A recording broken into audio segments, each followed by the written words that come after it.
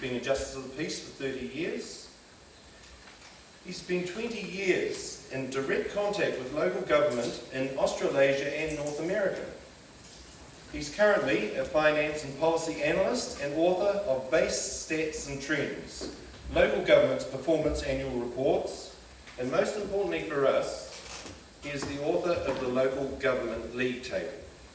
And one more thing, he's not a bad bloke. Larry, please come to the stage.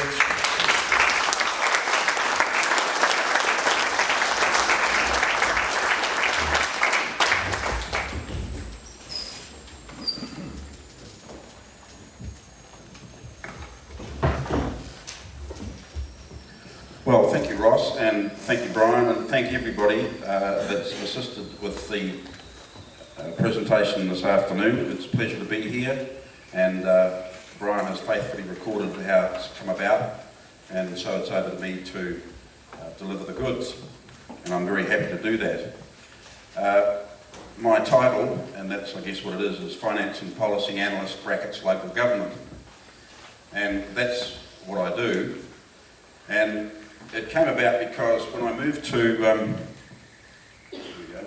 Puhoi 17 years ago to Kauri Glen, the address of Kauri Glen was 35 Fiddler's Hill Road, which I didn't think was an appropriate address for a chartered accountant, so I'm now a local government finance and policy analyst.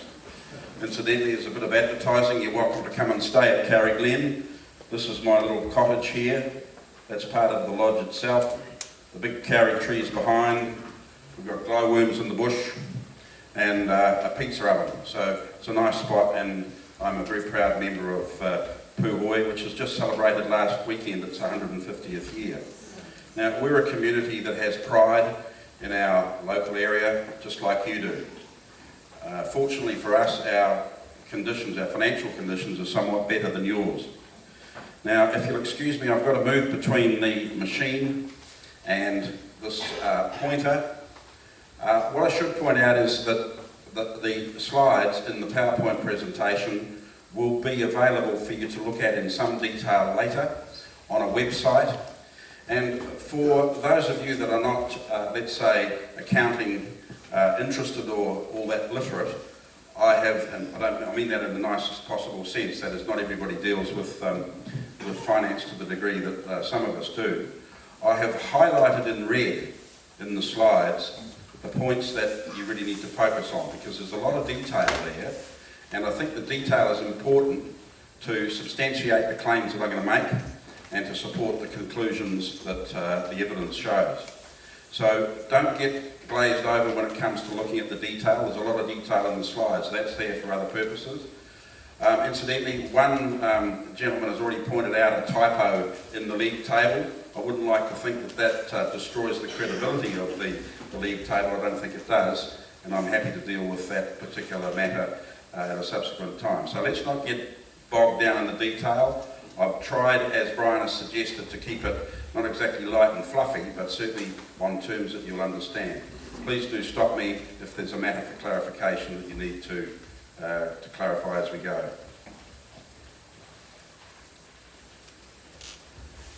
Well, Horowhenua scored poorly in the 2013 Local Government League Table. It's now ranked 66 out of 67, down from last year's ranking of 56. I won't go into the detail of how the league table is put together, but after 4 years, it's shown that the results are consistent from year to year, and so I'm confident that as the only measure of council financial sustainability, it does a pretty fair job. Also, what got me somewhat exercised was the media comment from the ex-CEO, who has departed. I know David quite well from previous associations, and I think it'd be fair to say that I took exception to his remarks, because it wasn't a discussion that got down to looking at the evidence. It was more a personal-based, shoot-the-messenger type approach.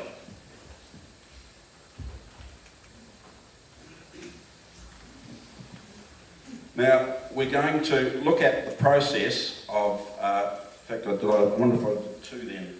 Yeah. Bit dark here, that's all. We are slide 3.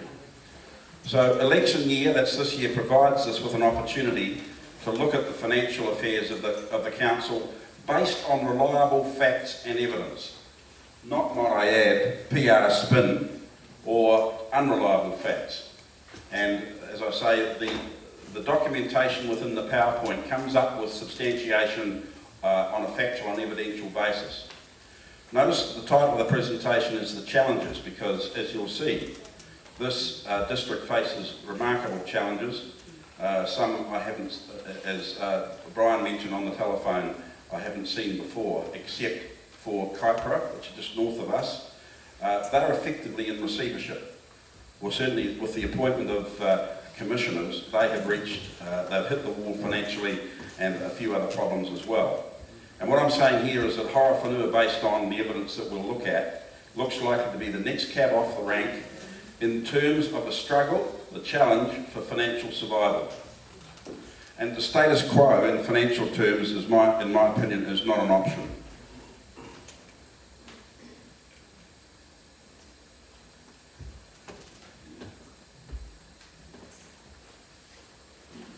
Right, I call the KISS principle, keep it simple, Sherlock. And I'll try to do that so that we can demystify some of these things. We'll look at the indicators of the financial sustainability and other matters, and it's based on data that I collect every year and have done since 1998. The data and comparisons of other councils. And I'm using the 5 years of data from 2008 to the present. We're going to be looking briefly at the league table findings. That is, league table is using measurements from 3 sources. That is the council's own financial sustainability, your community's affordability, that is its ability to pay for council charges and services, and also there is another measure within the table called other significant measures which relate to the balance sheet and just the wealth, the strength of or the weakness of the Horowhenua balance sheet. That's the council's balance sheet. We'll have a quick look at a key indicator, which is debt per ratepayer, and finally one called ratepayers' equity, which is wealth or the net worth. That's the assets minus liabilities. So those are the numbers that you'll be looking at, and I hope that if you concentrate again on the red figures, that it won't be too demanding for you.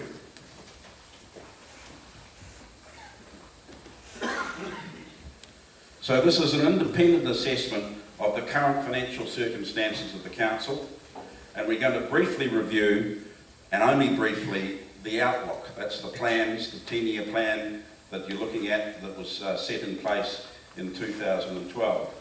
Particularly the financial feasibility, largely directed to either the sustainable or unsustainable debt levels that are being proposed. Okay so far? So Horowhenua where did all this begin? Well, Horowhenua is ranked 56th, was last year ranked 56th out of 67, and this year is 66th out of 67.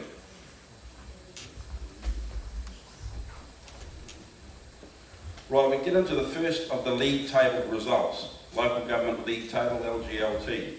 Remember I said that there are measures covering 3 areas. This is the first. It's the council's financial sustainability. That is, by looking at the financial numbers that they produce in their accounts, how financially sustainable is this council? The local government league table scores 5 as a high, down to 1 as a low. These are the scores for Horowhenua, where the debt per ratepayer scored quite a respectable 4. That's based on the figure as it is at the moment. The others, just other measures, showed different measures, and ratepayers' equity was down at 1, so it's a slightly low total of 15, averaging 15 out of 25.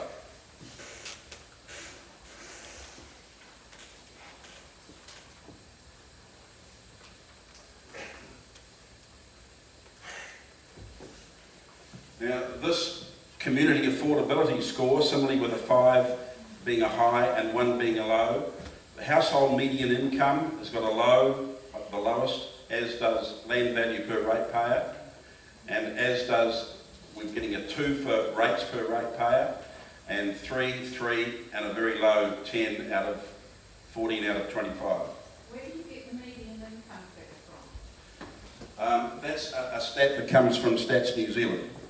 On an annual basis, I collect average household income. I've got to be honest that the last time that was absolutely correct was back at the last census, which was now 7 years ago. So it's getting a bit tired, but the relative wealth and income status of Horowhenua has probably not changed over that period. Now, the third category of the league table results is other measures. And we have a traffic light system, which you'll see in that documentation you've got for your league table. And the other measures is a group of 10 measures that can't be reduced to numbers. They're things like leaky home contingencies, accounting deficits, things like the quality of your financial assets. And in this case, for the other measure, Horowhenua has dropped to 2 red lights. That's the lowest figure on the scale. So that overall, given financial sustainability of the council, the affordability of the community, and the other measures relating to Horowhenua, that puts you at 66 out of 67 councils. Now, this is the first of those measures that are the indicators of, one of the key indicators. There's probably a dozen of them, but this is the one that we've got time to look at and the one that has most interest. You can see that in the group that we've, oh, that's a bit of noisy. This group that we have, which comprises 6 other councils, based on the 2011 figure, your debt per ratepayer was $2,300 or $2,380, I think it is, making you 5th out of 7. So that's not the lowest, but it's 5th out of 7. But it's not a high debt figure at that point. And you can see that it's pretty close to that purple line, which measures the average of the group of 7 councils. That's the national average of the 67 councils. So as of 2011, you were looking in reasonable shape. Your population is 30,000, the average for the group is 29,000. The number of ratepayers for your council is about 17,000, based on my information. And the average for the group is 17,600, not very much different. And this is an interesting stat because it has a big influence on the ability of a local community to pay for the council services. You've got 57% of your population are actual ratepayers compared to the almost 60% of the average group.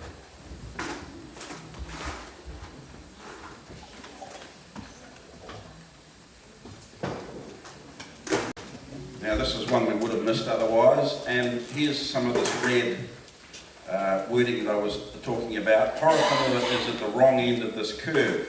Now here are a list of certain criteria that relate to a cohort, in this case the group, a customised group of 7 councils. And these are the rankings, so that for the number of dwellings, your council out of the group has got the highest number of dwellings. But what I want you to look at is that the wrong end of the curve, all of this stack of measures here, that is the value of the infrastructure assets, the capital value of your land, the total fixed assets, length of roads, these are all adverse factors because out of the 17 measures in that graph, the 17 stacks, you are lowest out of 9 of them, and you're not far from the bottom on another 4. So I find that particularly revealing as far as the circumstances of Horowhenua are concerned. It's saying this is a council that will struggle because of the implications of some of those measures. I mean, for example, if you had high ratepayers equity, that's the net worth on the balance sheet, you'd be in much better shape. In fact, you've got the lowest of the group of 7.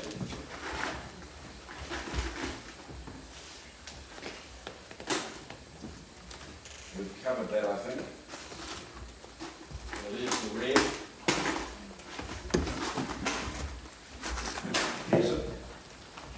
Here's a personal statement that I felt obliged to make at this point. Where will all of this end?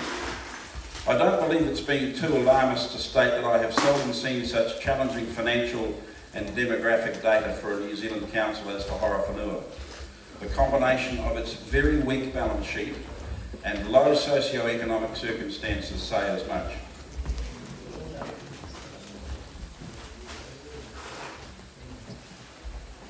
I found this quite revealing. It was on a blog about a week ago, and it's a comment from a long-serving councillor. And it struck me as having a lot of wisdom that it hadn't actually occurred to me in spite of all of the debt work that I've done. As a long-serving councillor, I will always remember the light in the eyes of my fellow councillors when they realised that the new borrowing policies of our council would allow them to spend on their pet projects using debt instead of having to increase the rates. Because when they come to increase the rates, there's a hue and a cry. And if they were to have to promote their pet projects on the basis of putting your rates up, what would the answer be? But when they can just simply go and increase the debt, which is shifting the balance of the payments for that asset onto future generations, that's what they've done. And as central government has been at pains to point out, over the last 10 years or so, there has been a fourfold increase in local government debt. And I think that a persuasive reason for that happening is in the words of the councillor. Also, there's an issue that I'm working with at the moment, trying to get the audit office and the other people involved in these matters solved and so on. The financial reserves have been raided. That is money that's been taken as targeted rate revenue for, let's say, water and wastewater has been used on community projects. When the time comes to spend it on what it was taken for, it's not there. The intention was, and it's a misapprehension on the part of the financial managers, that the money would be available when the requirement was there. Well, it's proved to be nonsense. The money's disappeared. Right, these are the better correct numbers, which still gets us to a very low measure on council finance, a very, very low measure, 8. The average is 15 out of 25, so that's one of the scores. There's the red, very, very low, that's your score. In the case of the same measures, you can see that I've got a better or worse. Out of 5 of them, 4 of those measures have got worse within the last year for the indicators of financial sustainability. So you're becoming less sustainable. Truly a dreadful score, Mr. CEO. If the cap fits, you have to wear it. So please don't shoot the messenger. So that's 8 out of 25, down from last year's score of 13. The better score is problematic, incidentally. Even though it's a low 1, it's actually slightly better in numeric terms, but it's doubtful because of the unusual way assets are revalued in the sector. Here's again, and I'm sorry to repeat this, but at least we're getting some reinforcement of the idea. This is the second area of the league table, the community affordability score. There's the correct scores. Notice the 1s at the bottom of the scale. A final very low of 10, when the average for the group, or in fact for the 67 councils, is 14. So you've got an 8 and a 10. Here we've got, once again, those measures in terms of whether it's worse or better. In that case, reasonably static, probably a zero-sum game. But the key affordability measures, because there's 2 1s and a 2, and only an average for 2 of them, the income and property values, those are dire. They are the lowest, amongst some of the lowest in the country. So your household income and the value of the ratepayers' wealth, as measured by the property value, is a 1-2. Even though it's the same, that's slightly worse, it's still at the bottom end of the scale. So this means that the ability of the community to pay for future infrastructure must be in doubt, agree?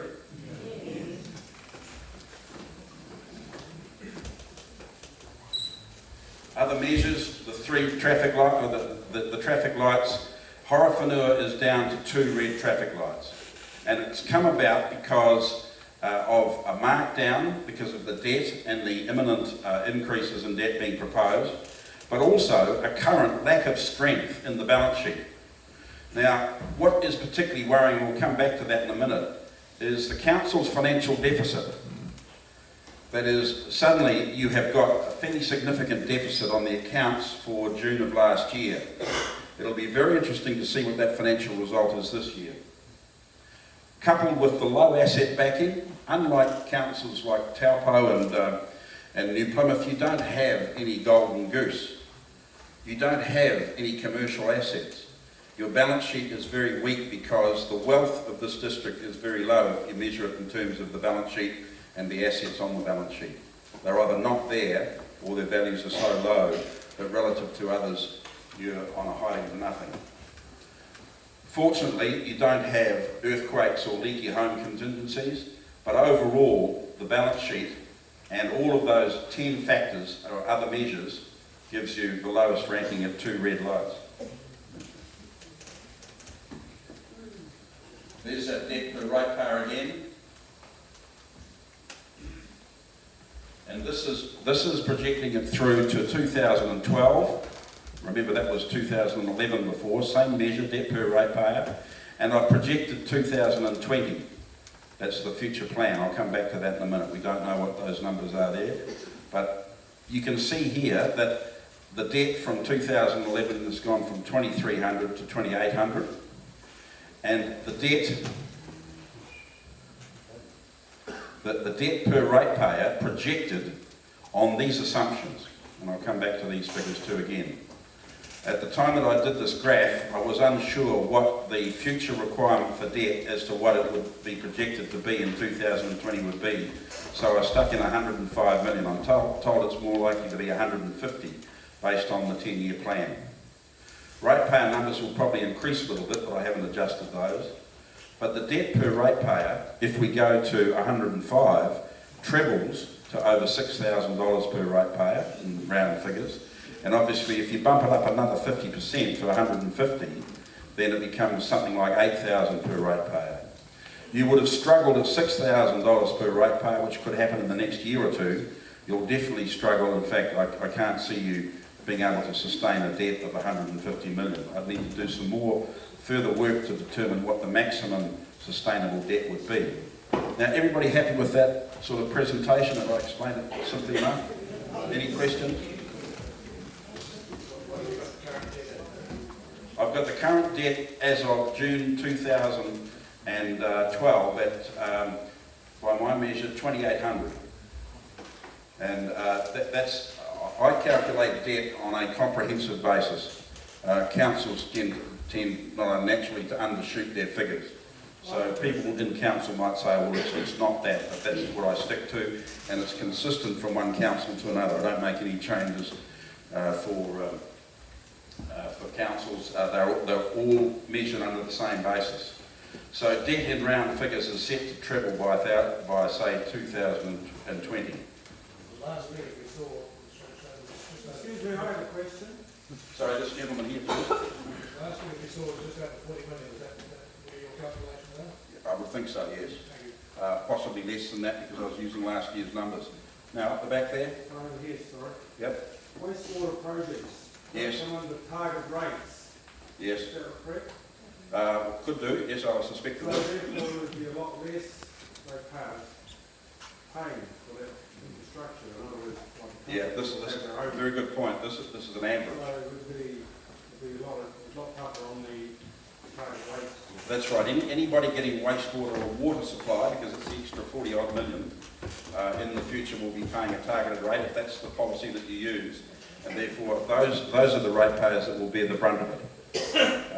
The rural ratepayers who probably don't get those services would not generally be expected to pay, although there are some councils that have a policy that spread all of those charges over the whole district whether you get the services or not.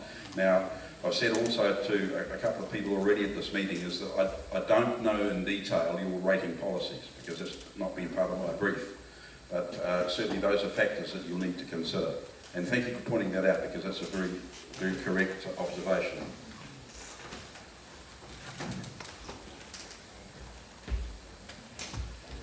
Now remember I said that the surplus has turned to a deficit. These are the numbers for 2011 back to 2008. Small surplus, in fact a 3 million surplus there. A slight deficit, slight deficit, slight deficit. Bingo, 2012. Just before the CEO took camp to the South Island, the deficit has become 6,640 something. Oh dear, Mr. CEO, a recent large deficit. A sign, question mark, of worse to come, or just an accounting blip? That's why we'll be so interested to see what the results show when the accounts are filed in about November of this year. Might pay the new council to find out why. And my brief hasn't been to dig into what the reason for that is. It could be an accounting blip, but obviously it's something that's I've factored into the ranking that I've given in the league table for Horowhenua, because suddenly you've gone into deficit. It might be the beginning of worse things to come. Who knows?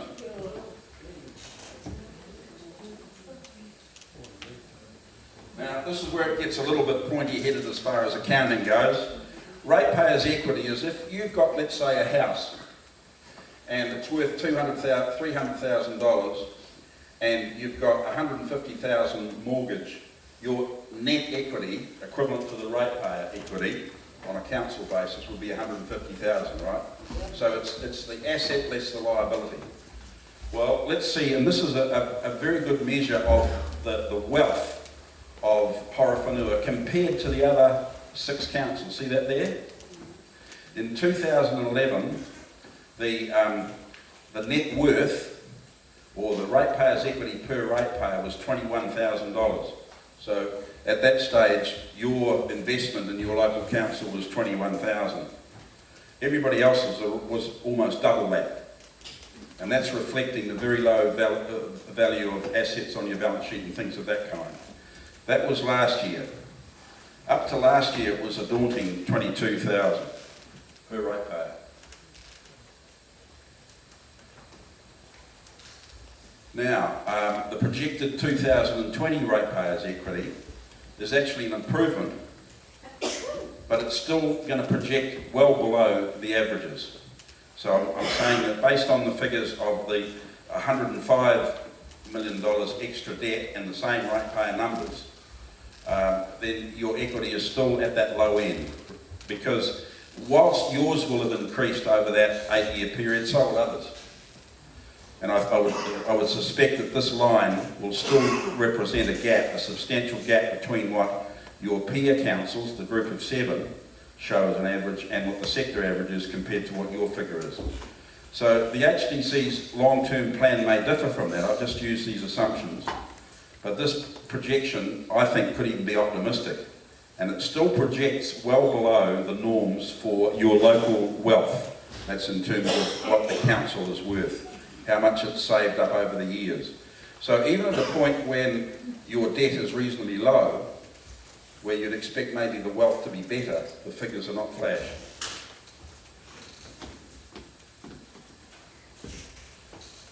Here are these wealth measures where I'm saying that 48,000, that's K, per ratepayer is okay. So if you have a figure of 48,000, then that's pretty much on the average based on some of these numbers down here.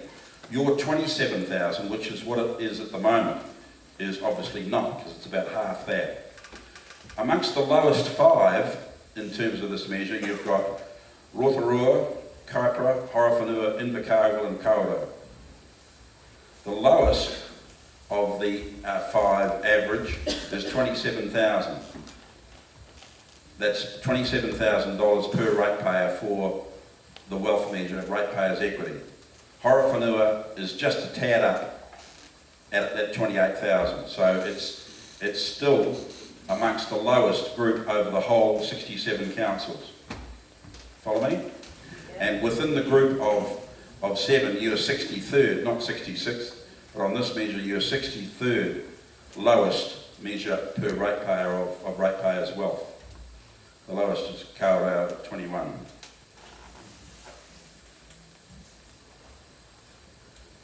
So here's these numbers again, and this is the one I want you to focus on.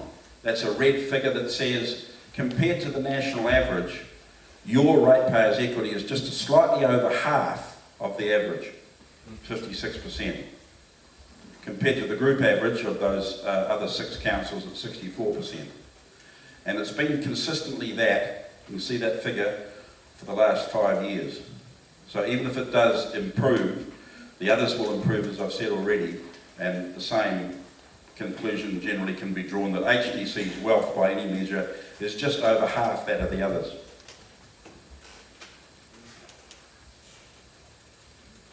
Before I get onto this graph, I'd just like to say that if I was doing the debt work for Horowhenua, unlike any assessment that I'd make of a maximum debt level for, let's say, Council X as opposed to Council Horowhenua, is that because of these low wealth and other stats, I wouldn't be promoting an average debt at, let's say, a national average.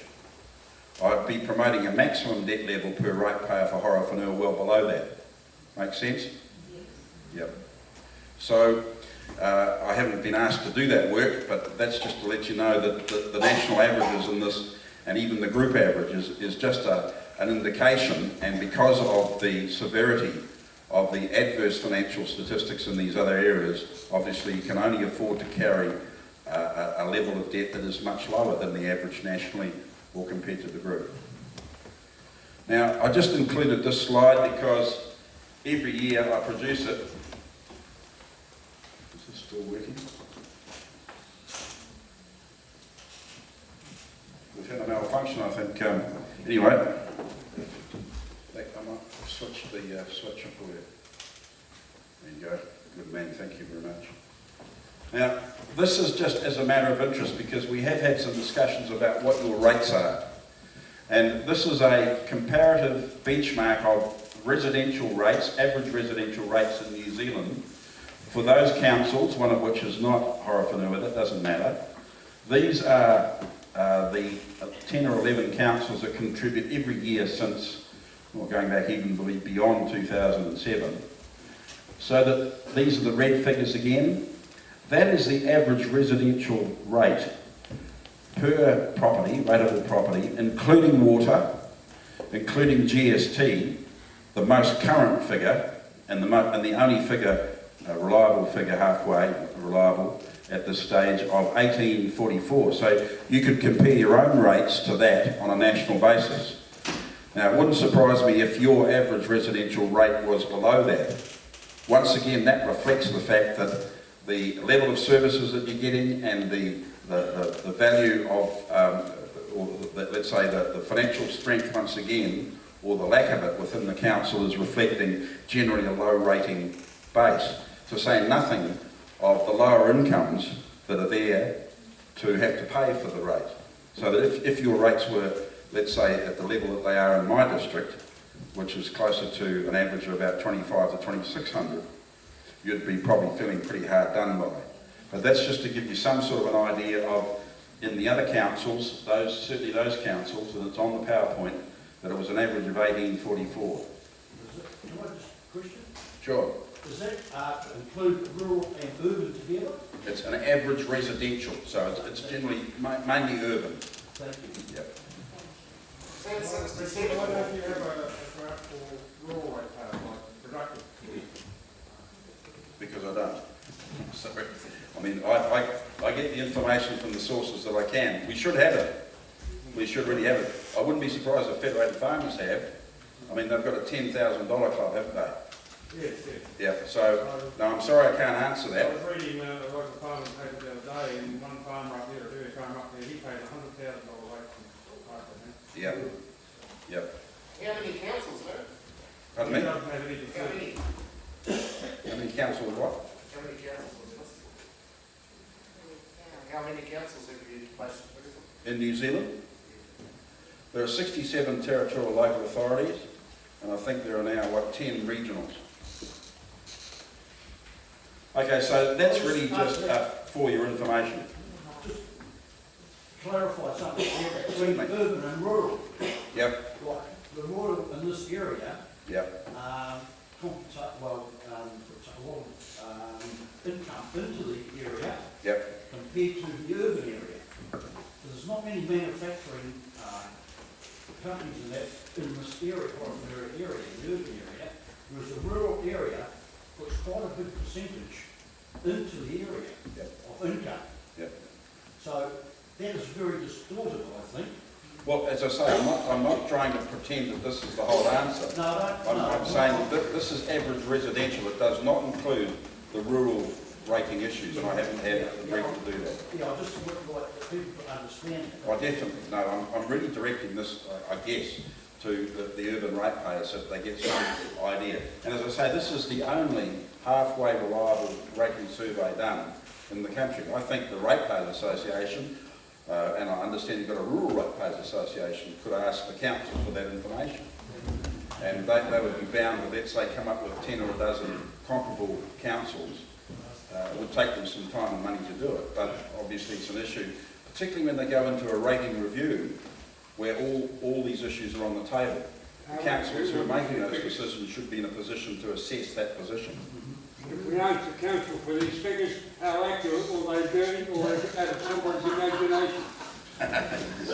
Well, the life's not perfect. Now, I hope this doesn't glaze you over again, but GDP, gross domestic product, that's just a measure, an economic measure of how much value is coming out of an economy, whether it's a national economy, or whether it's a provincial economy, or a district, or an area. But in this case, this is the Horowhenua mini GDP, right? And it's very deep analysis of 30 measures broken into 3 categories: income, economic, and wealth. And then this is the composite of the 3, all right? So over 5 years, for income, on a 7-point scale, Horowhenua has ranked in every one of those 5 years as having, compared to the others in the group, an extremely low GDP measured in income terms. Similarly, for those 5 years, for the economic factors, it's just bounced one off the lowest measure to low. In terms of wealth, unsurprisingly, it's along the bottom, extremely low, and the composite index is, I'm afraid, the bad news as to what your local economy compared to others looks like. Sobering, isn't it? And it says it all really. And that is what the council needs to be responding to. Not so much any grand plans, but affordability because of the local economy, the state of the local economy, what people can afford. And then, of course, we can see shaping up a funding gap for the essential infrastructure that's been proposed. And I'm seriously suggesting that you might like to approach central government on that.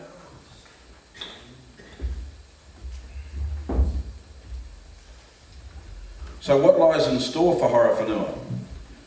The new council, with the elections coming up, should have, based on this sort of analysis, a clear idea of the financial situation of both the council itself, that's that ratepayers' equity measures, the debt measures of the council debt, and also the Horowhenua community, the information that we've seen on their ability to pay. And the one sign of hope, I think, is to turn your faces for the future and for the futures of your grandparents, of grandchildren.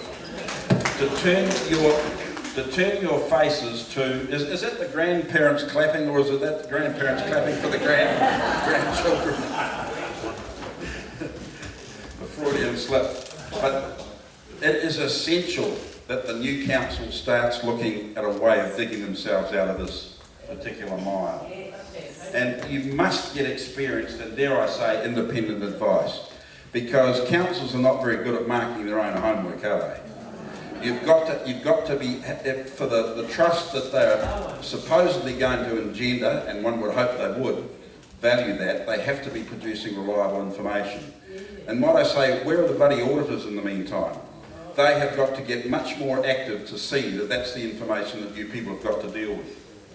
And you have to have, and I use that word advisedly, a lethal, performance-based CEO contract and an active audit committee.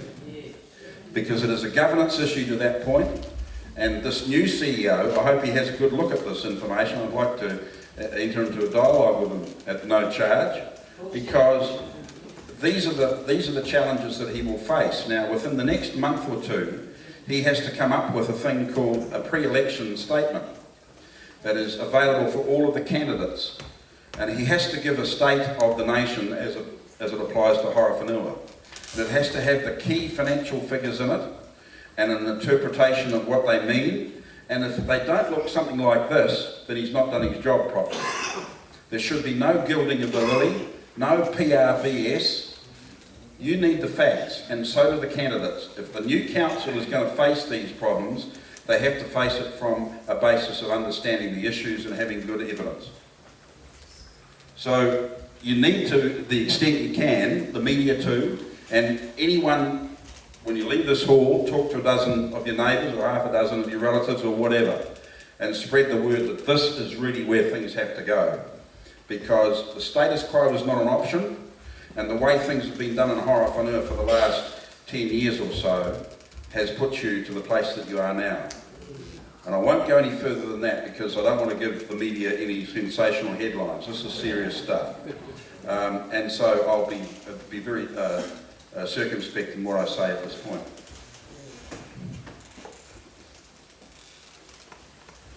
The best hope is also in the legislation. It was quite a surprise when in 2012, December exactly, precisely, there was some legislation that introduced a new purposes clause for local government. And some of you will recall that the old purposes of local government was expressed in terms of the four well-beings: environmental, social, cultural and economic. Now that was almost open slather to do what you like. Central government has lost patience with local government. You can see what they did in Christchurch, and they've been predicting that was going to happen. The Kaipara situation, which I'm very close to, is a case study in what the worst case can be. That is a real bad one. And the people in the beehive, and I've spent a bit of time with them over the last 12 months or so, are saying we have had a gutsful of the decision making and some of the crap that's passing for administration within local government. I'm not saying they're necessarily looking at Horowhenua, but they sure as hell were looking at the Christchurches and the Kaiparas. And if they look at the bottom 11 councils in the league table, they don't have to look any further than that to find out where the bodies are. So, but the good news, and that's what I'm getting to, is that they changed the purposes clause, clause 14, clause 14 of the Principal Act. And that's like, they should have it over their bedsteads when they go to bed at night, the Mayor and the CEO. Because it is a requirement for councils now not to cover all of the four well-beings. To some extent they can still do a bit of this and a bit of that, but they first have to look after community infrastructure for the benefit of the future on a cost-effective basis. I'll say that again, because the message has not gone through. As far as I know, there has not been one revision to last year's long-term plan to change it to the new purposes, but I'll say it again. The purposes of local government right throughout New Zealand now is to produce, in a cost-effective manner, essential infrastructure to meet the community's current and future needs. Now, nothing could be clearer than that. And can I use, no, I won't use the P word, I'll use the T word. Central government is totally ticked off with the way local government is behaving on that. And what worries me is I talk to CEOs and finance managers on a reasonably regular basis in councils, and they all say, "Oh no, we're not listening to that. That's just in the Act. But forget about that. There's enough loopholes in the existing Act for us to completely ignore it." Now they should not be ignoring it. That particular revision of the purposes clause is there because debt has quadrupled in the last decade. Rates have been advancing at a double, sometimes treble the rate of inflation. And the business that I've been in, I might as well have saved my breath for the last 10 years to try to get councils to perform at a higher level. Now it's about time they started to listen, and maybe I can have another couple of years before I retire. So that says that in a nutshell, and I'm just about to the end of my slide, Brian. I'm sure you're just about ready. Yes, the discussion points. We'll just leave that briefly on before we bring up the lights. Brian has got some questions he'd like me to respond to. We then can cover some questions from the floor. And it might be that some of our discussions revolve around a recovery plan. There is this need to review and redo the council long-term plan to meet the new objectives of cost effectiveness. Appoint and set the terms of reference for a lethal performance-based monitoring and role of the audit committee for the new council.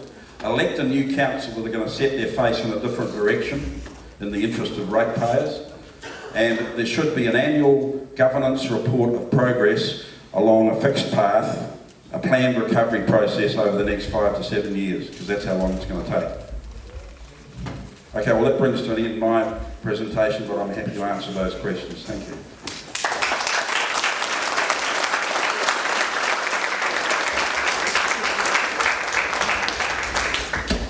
Thank you very much, Larry.